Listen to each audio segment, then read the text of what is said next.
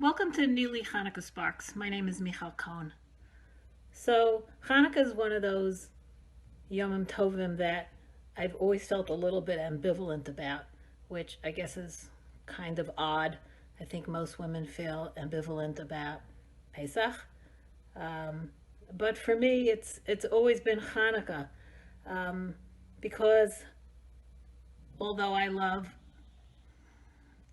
that sense of victory and mastery, um, and who doesn't love donuts and latkes and family and the joy of celebrating. But Hanukkah is always the beginning of a long winter, and if you live here in Chicago, it's the beginning of a long and very cold and usually very dark winter. So it's just always given me that feeling of ambivalence. And I love Pesach because it's the end of the winter. Um, so when we celebrate a Yom Tov, we know that it's not just about the food and the family, but Chazal established Yom Tovim to teach us what we need to to acquire in order to live our lives as committed Jews.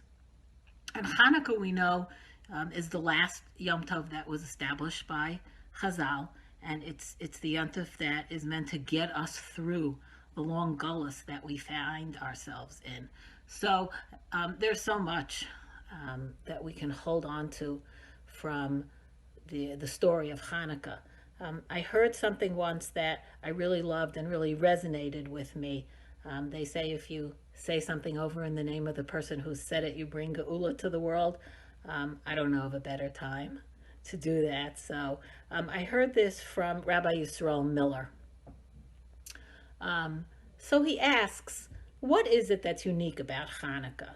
If we're talking about, becoming a nation, getting our independence, um, um, experiencing unbelievable miracles, then really Pesach takes care of that very well. So, what is it that's unique about Hanukkah? Um, when we look at the Al Hanisim that we say for the 8 days of Hanukkah, the story is repeated to us over and over how we really had no way to succeed in what we were trying to do. We were too small. Um, we were too weak.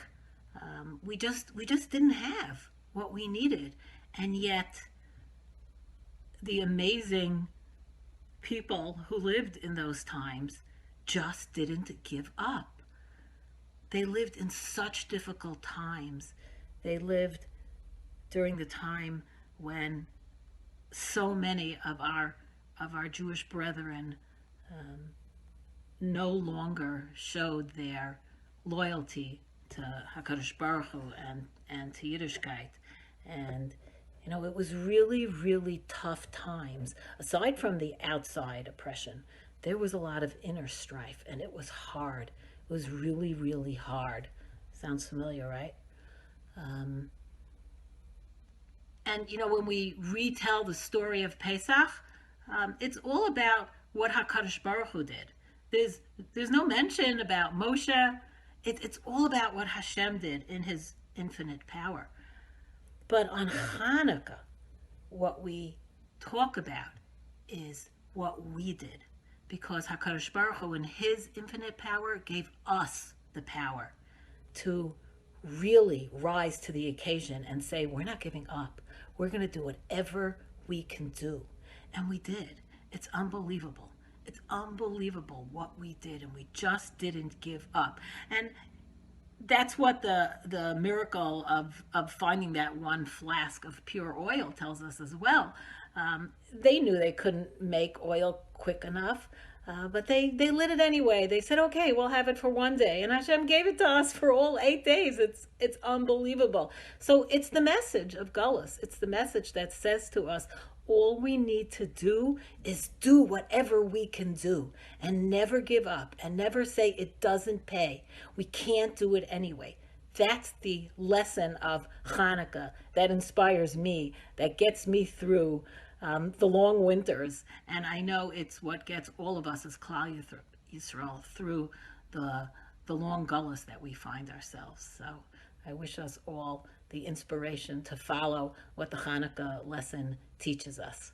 Have a wonderful Hanukkah.